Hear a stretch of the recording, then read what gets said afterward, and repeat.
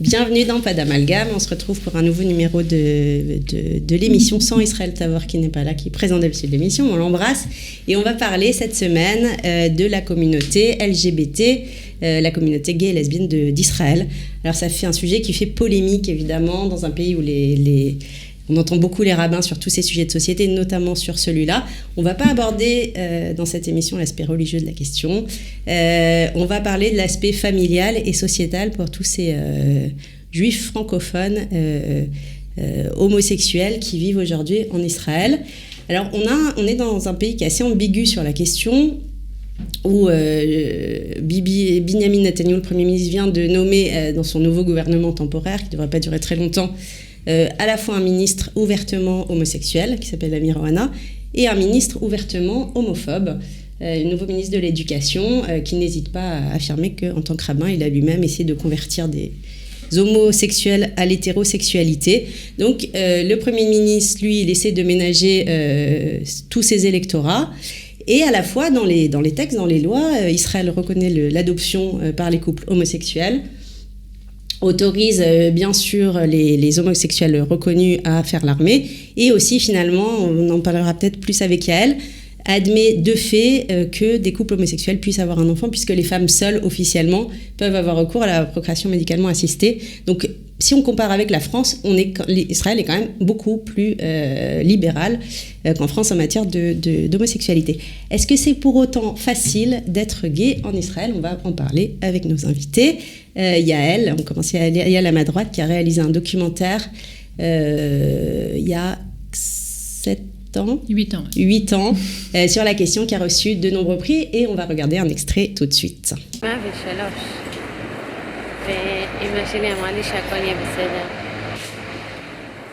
On va allumer les bougies de Shabbat. Ah bon. On est vendredi soir. Aya, elle parle pas français. Ah bon? Elle parle hébreu. Et c'est qui? C'est mon ami. C'est une amie. Et tu l'as retrouvée en France? En Israël. Ah, en Israël. Elle est là. Elle est venue. Hein. On est venus ensemble. Ah, non. Ben, c'est bien. Est-ce que c'est mignon?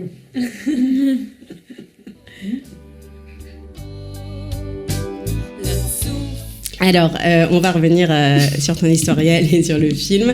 À ma droite, Jean-Pierre. Jean-Pierre, c'est une rockstar. Vous le reconnaissez pas. On peut peut-être voir la photo de la une de Haaretz. Je préfère plutôt popstar que rockstar. Tu peux faire popstar. Excuse-moi, j'ai pas la nuance en tête, mais on peut voir la photo. Voilà, Jean-Pierre a fait la une du supplément de Haaretz il y a quelques mois. Et Jean-Pierre, c'était ça.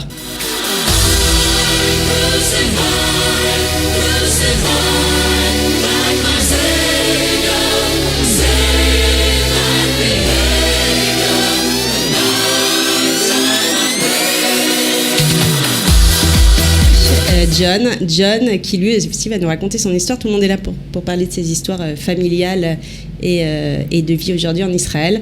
Et John, on peut peut-être commencer avec toi. Tu as fait ton alia il y a 7 ans. Il y a 5 ans. Et tu es issu d'une famille très religieuse. Ouais, mes parents sont assez religieux. Alors ton alia a coïncidé avec ton coming out. Raconte-nous un peu comment ça s'est passé. Alors, ça s'est fait un jour près, en fait. J'étais venu pour un stage Massa en Israël en 2014. Je suis rentré juillet-août en 2014 pour faire les papiers, tout ça. Et j'ai fait mon coming out la veille de mon alia. Et donc j'ai profité pleinement de ma vie en Israël à Tel Aviv en étant, on va dire, libre. Les choses ont eu un lien pour toi de faire ton alia et de... Alors j'ai toujours vécu avec mes parents à Paris. Donc j'étais tout le temps avec eux. Quand je suis parti faire mon stage en Israël, c'était un peu une ouverture, voir un peu comment c'était la vie ici. Comment on vivait et tout ça, je me suis un peu découvert aussi, le fait d'être seul et loin. Et c'est pour ça que quand je suis revenu, je me suis vraiment assumé, entre guillemets, et je l'ai d'abord dit à mes amis et quelques mois plus tard à mes parents. Alors tu dis que malgré la religiosité de tes parents, ça s'est plutôt bien passé. Alors dans l'ensemble, oui, ils m'ont pas fait de réflexion particulière ou blessante. Comme je suis cofondateur d'une agence de com, je sais à peu près parler aux gens et m'adapter à ma cible. Donc je sais que mes parents ont deux façons de voir les choses différemment. Donc, premièrement, je me suis adressé à ma mère, donc je lui dis un peu plus terre à terre, on va dire, beaucoup plus matérialiste et réaliste. Donc, elle l'a pas très bien pris au début, après ça s'est un peu atténué avec le temps. Et une semaine après, je l'ai dit à mon père. Donc, j'avais beaucoup plus d'appréhension du côté de mon père, qui lui, pour le coup, est très religieux. Mais au final, il le sait, on n'en parle pas beaucoup, voire pas du tout. C'est pas un sujet, mais en tout cas, c'est pas un tabou. On n'en parle pas à table, par exemple, mais quand j'ai un problème, je lui en parle de temps en temps. Un problème de couple, un problème de... Quand j'ai non, tu vas pas rompu, par jusque-là. exemple, avec mon ex, il m'a appelé, il a vu que j'étais pas bien, on en a parlé, mais sans plus après. Ok. Donc il le sait, mais c'est pas un sujet. débat national. Jean-Pierre, toi, c'était beaucoup plus compliqué, l'annonce à tes parents, et ça s'est passé aussi beaucoup plus tôt. Oui, j'avais 15 ans, là j'ai 54, alors ça va passer un peu de temps. Pour moi, c'était un peu plus compliqué, malgré que mes parents je viens pas d'une famille religieuse. Mes grands-parents, du côté de mon père, ils étaient religieux, oui. Mais justement, le problème, c'était la religion. C'est la religion qu'on a répondu. La religion et le moral. Question de moralité, que c'était contre la Torah, est-ce qu'il y a de l'abomination voilà, Dieu, et aussi c'était immoral. Et toi, Yael, on t'a parlé religion quand t'as annoncé ton homosexualité? Non, on m'a parlé handicap. C'est bien aussi. Non, parce que ma mère, en fait, est assez pratique, mais on n'est pas trop religieux. Enfin, ça existe, hein, la religion, mais c'était pas le problème majeur. Mais, alors toi, Jean-Pierre, oui, raconte-nous un peu comment ça s'est passé, cette annonce à 15 ans, à un couple juif qui n'avait pas envie d'entendre cette information-là. En fait, c'était assez dramatique quand même. On était en vacances à Paris, comme tous les étés. On retournait en France. Parce que tu as grandi en Suède. Voilà, j'ai grandi en Suède. De ce joli accent. Depuis l'âge je suis venu en Suède, j'avais 7 ans et demi. Mais on a passé plus ou moins tous les étés en France. Alors, un mois à Paris, puis un mois du côté de Blois, où ma mère vient.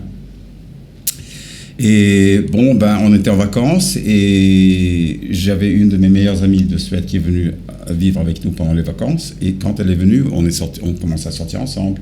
Alors, je sortais pas avec mes parents, je sortais avec elle. Et nous, on allait dans les boîtes gays, on bougeait, voilà. Et un soir, je suis sorti dîner avec un copain et elle est restée à la maison. Mes parents, ils l'ont trouvé. On a plusieurs studios dans la maison. Et ils l'ont invité à manger avec eux et ils ont commencé à poser un tas de questions. Et finalement, elle a dit c'est pas à moi de vous répondre à ces questions-là, il faut lui demander. Alors, ils ont compris. Ils ont compris. Et quand je suis rentré, donc, j'ai été confronté par mes parents et c'était bizarre. C'était bizarre, c'était très émotionnel. Mais on ne s'est pas parlé pendant... Moi et mon père, on ne s'est pas parlé pendant peut-être une quinzaine d'années. Ils t'ont demandé de quitter la maison. Oui, j'ai quitté la maison le jour après.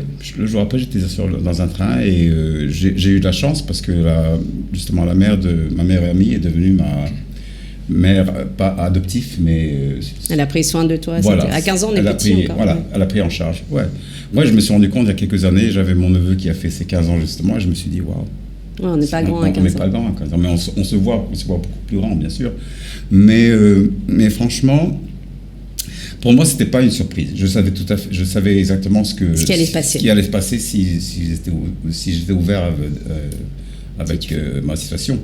Et je m'avais dit que j'attendrais à l'âge de 20 ans et puis je ferais mon aliyah. J'avais pensé de faire mon aliyah vers 20 ans. J'étais à l'école juive, j'étais à Bnei Akiva, à Stockholm. Et soudain, tout a changé et ma vie a pris plutôt une direction sur la vie gay que la vie juive. En fait, le rejet de tes parents a presque accéléré, voilà. Ça. Et aussi, je pourrais dire que tout ce qu'on a fait avec le groupe Army of Lovers, pour moi, c'était beaucoup une thérapie de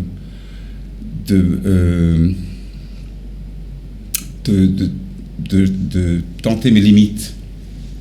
C'était, je sais pas comment dire en français, challenge myself. Oui, de voir jusqu'où tu pouvais aller, avec ma sexualité, avec la sexualité, parce que c'est vraiment ça, c'est la plupart du matériel du groupe, c'est beaucoup sur la sexualité, la religion. Est-ce qu'il faut choisir, Yael, entre religion et sexualité quand on est juif? Pour moi, pas forcément. Vous connaissez les uns et les autres des gays pratiquants? Oui. Oui. Il y a même un groupe, il y a des groupes. Oui, mais alors c'est plutôt des gens qui sont cachés c'est assez difficile quand on est dans un milieu pour le coup très pratiquant de reconnaître son homosexualité. Il y a Bat Call en fait, c'est un groupe de femmes pratiquantes qui sont lesbiennes. Et pour les garçons aussi, il y a un groupe, je ne sais pas comment il s'appelle, mais... Je l'ai en tête. Les deux, alors je précise qu'ils ne m'ont pas répondu. Alors peut-être qu'ils n'avaient pas de francophones prêts à parler. Mais le fait que des personnes pratiquantes soient en contact avec ces associations-là ne veut pas dire qu'ils ont fait leur coming out.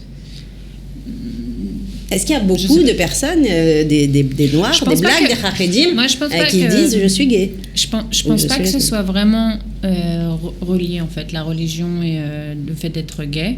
Parce que finalement, moi, par exemple, en tant que juive en France, j'avais l'impression de faire mon coming out en disant que j'étais juive française. Donc, c'est pas forcément...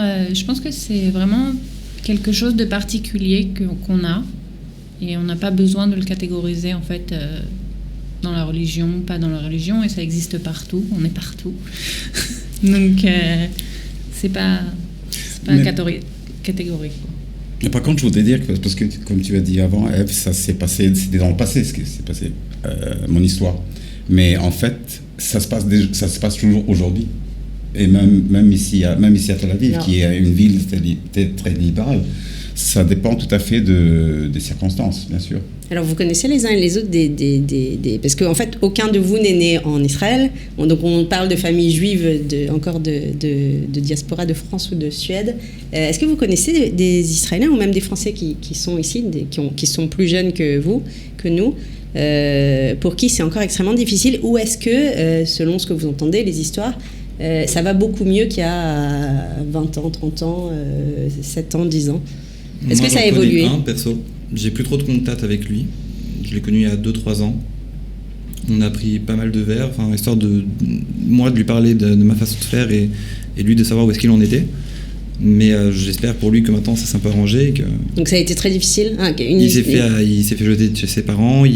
À l'époque, il leur parlait plus. C'était il y a c'était 2 récent. ans, à peu près. Ouais. C'est ça. Donc c'est, je crois, le seul vraiment qui me vient en tête tout de suite. Mais après, les autres, je pense que c'est beaucoup plus simple ici, ou maintenant en tout cas. On va regarder, Yael, et puis on va revenir sur toi, un extrait de ton film, et puis on en parle après.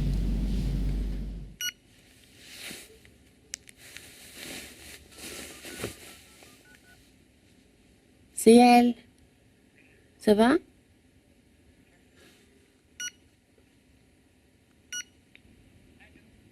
Je voudrais parler à papa et je voudrais qu'il arrête de me raccrocher au nez, c'est pas correct.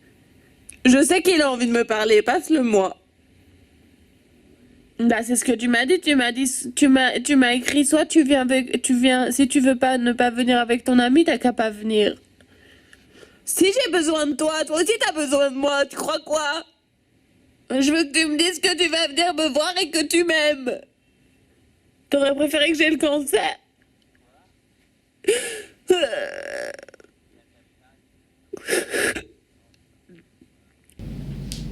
Voilà, donc ça c'est une scène beaucoup plus violente que la scène qu'on a vue avec ta grand-mère, où tu annonces au téléphone, tu veux parler avec ton père qui ne veut pas te parler. Ça a eu l'air terriblement difficile, cette annonce. Alors peut-être pas l'annonce, mais la vie après. Il n'a plus voulu te parler du tout, ton père. Non, en fait, il m'a pas parlé pendant 4 ans, entre 4 et 6 ans en fait, parce qu'il y a eu une période de 2 ans où on se parlait un peu. Mais en fait, je lui ai annoncé à l'aéroport. Quand je suis revenue en Israël, j'étais partie en France pour l'annoncer à mes parents. Et alors simplement, tes parents étaient en charge d'une communauté dans la banlieue parisienne, ouais. Relativement... vous étiez une famille juive un peu connue. Et ton frère est devenu religieux, c'est intéressant de savoir. Mon frère est très religieux, il habite à Jérusalem, il a 5 enfants, je crois. Et pour revenir aussi à ta question de religieux par religieux, moi, de mon côté, c'était plus que va-t-on en dire dans les amis et la famille. C'était plus que le point de vue religieux. Donc, mon père l'a très très mal pris. Il n'a pas voulu en parler, il ne voulait plus en parler. Pour lui, c'était terminé, quoi. On ne pouvait pas continuer à se parler. J'étais assez surprise, en fait. Je ne pensais pas qu'il le prendrait si mal. Ton père qui était psychiatre et qui t'avait dit tu pourrais être criminelle, tu pourrais être lesbienne, ma fille, je t'aimerais de la même manière. Ouais, parce qu'on avait parlé de ses patients homosexuels, il m'avait dit que c'était exactement la même chose, qu'ils avaient les mêmes problèmes, etc. Mais quand ça arrive à ta fille, c'est pas pareil.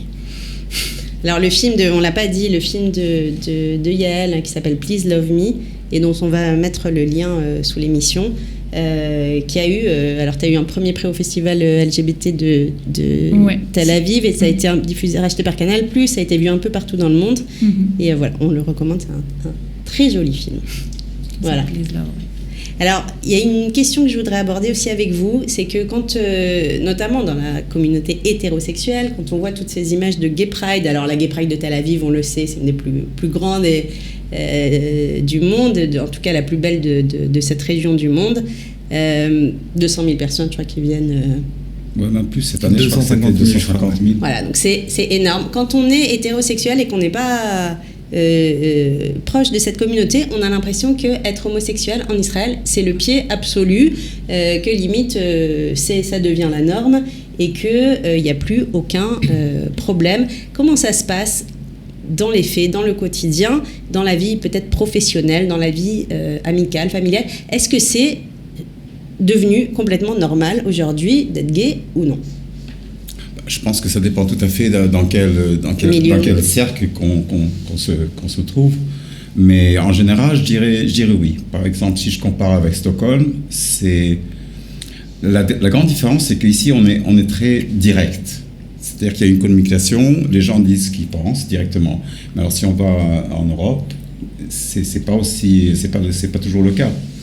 Et je pense que cette communication directe, ça facilite les choses, justement, de communication, et que c'est pour ça que ça marche. Pour toi, c'est plus facile d'être gay à Tel Aviv qu'à Stockholm ou à Paris? Je sais pas, Paris, j'ai pas de...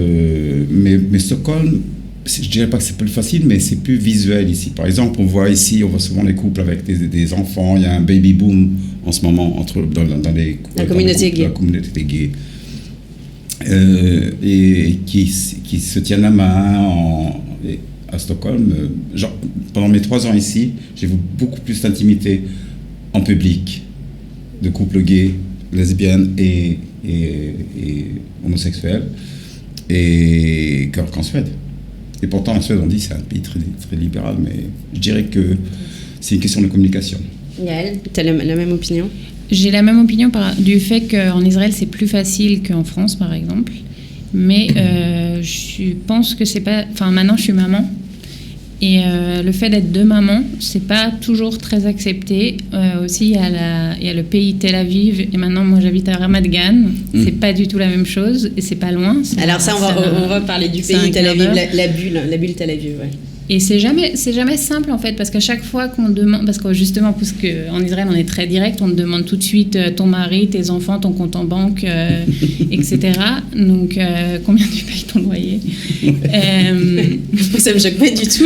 Non, mais je sais, mais on n'est pas habitué. Enfin voilà, c'est pas les questions qu'on pose en France, quoi.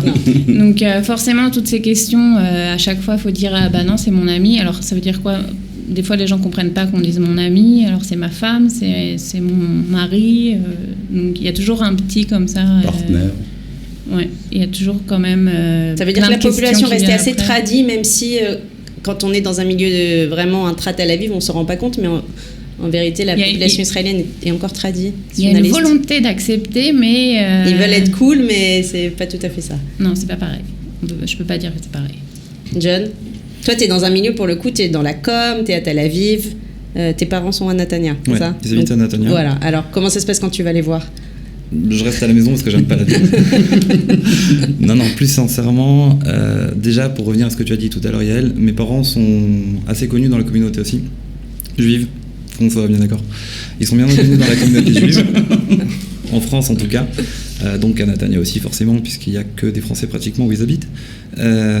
Donc pour eux c'était pas évidemment facile, de par l'école dans laquelle ils enseignaient, de par plein de choses et tout, et donc ça, c'était surtout aussi le regard un peu des autres. Ça s'est su autour, ils en ont parlé, ta mère ouais. Ça a été un peu plus simple, on a parlé à ses amis. Ça a beaucoup parlé parce qu'on connaît comment toutes les infos vont très vite dans la communauté juive en France, donc ça s'est beaucoup su. Moi j'ai un peu surfé on va dire dessus aussi, j'en ai profité forcément. Comment ça? Je leur disais, regardez, genre, pas forcément tout le monde est fréquentable, on sait qui sont nos réels amis quand ils sont à côté de nous, enfin, pas forcément. Parce qu'il y a beaucoup de gens qui ont, je sais pas, tourné le doigt à tes parents ou qui ont dit. Je pense pas, parce qu'ils m'en ont pas beaucoup parlé. Moi, il y en a 2, parce que c'est ce qui m'a le plus marqué. Après, ils veulent être amis avec moi, tant mieux, ils veulent pas. Enfin, mais en ce qui concerne ici, la vie en Israël, en tout cas à Tel Aviv, elle est beaucoup plus ouverte pour moi qu'en France. Enfin, j'ai pas fait mon coming out en France, donc du coup, je sais pas comment c'est réellement la vie là-bas. Je suis allé plusieurs fois à Paris, mais sans plus. Après, ici, on va le soir dans des bars avec des amis, que ce soit hétéro ou gay. On va dans les mêmes bars, on n'a pas spécialement de problème. Il y a des drapeaux de temps en temps partout. On n'a pas fait spécialement de regards malveillants. Enfin, on fait un peu ce qu'on a envie de faire avec tout le monde. Et puis, on connaît forcément quelqu'un qui est gay dans cette ville. Donc, soit c'est la personne en question, soit c'est le voisin, le cousin, le petit frère, ou peu importe. Donc, quand on est gay à Tel Aviv, c'est vraiment relativement facile. Et elle, tu nous as dit que tu avais déménagé à Ramat Gan. Ramat Gan qui est collé à Tel Aviv, pour ceux qui l'ignorent, mais qui est en fait un autre monde. Alors, raconte-nous. Donc, tu as une petite fille qui est en Gan crèche, qui a 2 ans. Et donc, tu es confrontée au regard des autres parents ou des ganénettes, des dames qui s'occupent d'elle à la crèche. Comment ça se passe? Dans la crèche, on l'a mise, c'est une crèche spéciale où tout est ouvert, etc. Ça veut dire quoi, une crèche spéciale où tout est ouvert? Anthroposophique. D'accord. Mais l'année dernière, elle était dans une crèche super straight. Normale. Il y a toujours des regards, quoi. Enfin, les gens ne savent pas comment le prendre. Par exemple, à la réunion de début d'année, où je sais pas comment, vous êtes allés à 2, toutes les deux, avec votre fille. Comment c'est marrant en fait, parce que la réunion des parents, en fait, il n'y a qu'un parent qui vient en général. Mais oui, c'est vrai. Nous, on vient à 2. Vous vouliez poser le truc ou ça s'est fait comme ça? Non, ça se fait comme ça parce que c'est important pour nous deux et peut-être que le fait qu'on soit 2 mamans, on a envie d'avoir les mêmes infos, je sais pas. Et donc tu sens des réflexes, comment dire? C'est pas hostile ce que tu ressens. C'est quoi? C'est de la gêne? Non, c'est pas hostile, mais je me permettrais pas de tenir la main de ma copine dans les rues de Ramat Gan. D'accord.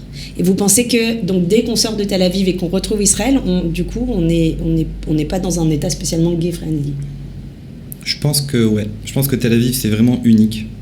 Et même si on sort, ne serait-ce pas Ramat Gan, qui est à 10 minutes en trottinette ou de vélo de Tel Aviv, on est dans un monde qui est en Israël. On n'est pas à Tel Aviv, en fait. C'est un peu comme la France et Monaco, on va dire.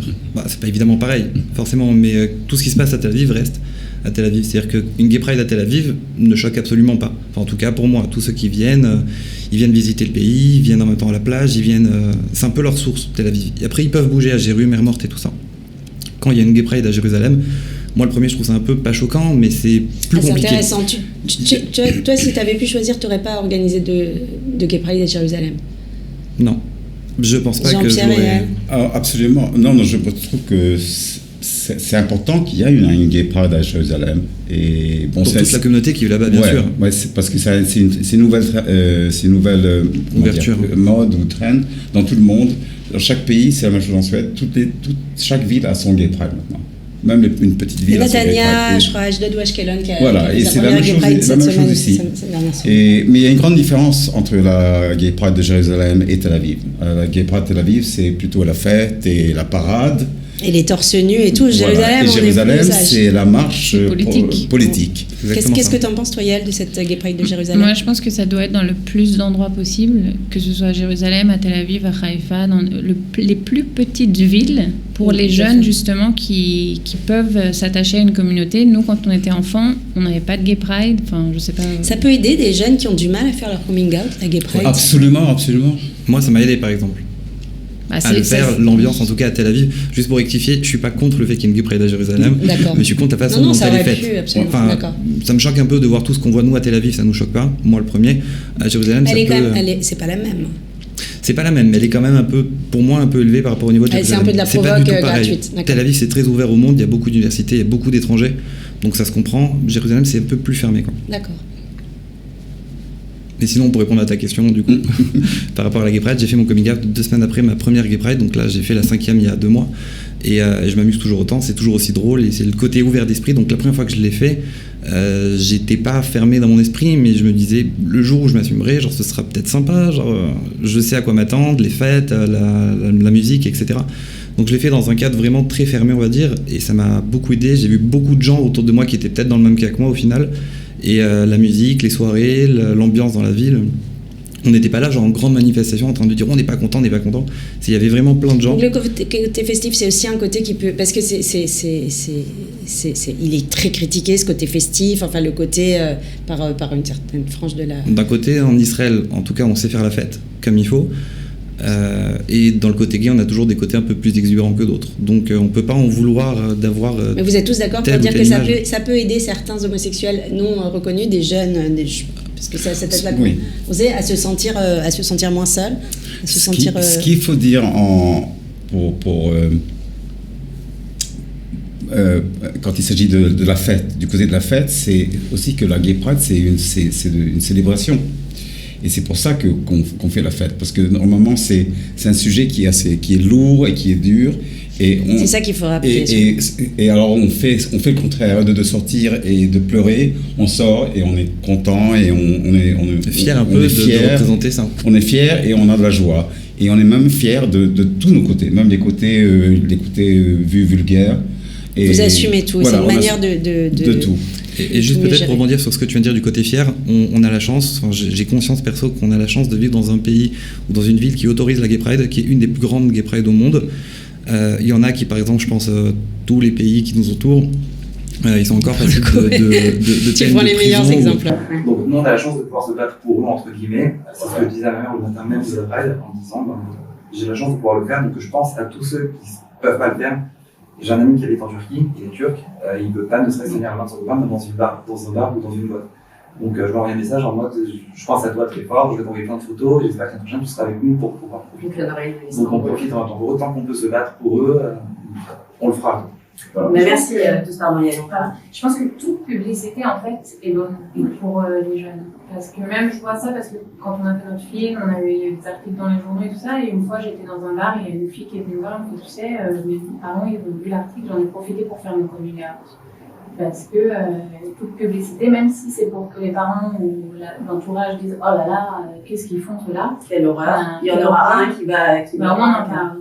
Voilà. Alors on va mettre le lien vers le film de Yael. Je suis désolée, on est obligé de s'arrêter. Je vous remercie tous les trois de nous avoir raconté votre histoire, Yael, Jean-Pierre et Diane. Et merci. Pas d'amalgame, l'émission où l'on est d'accord pour ne pas être d'accord.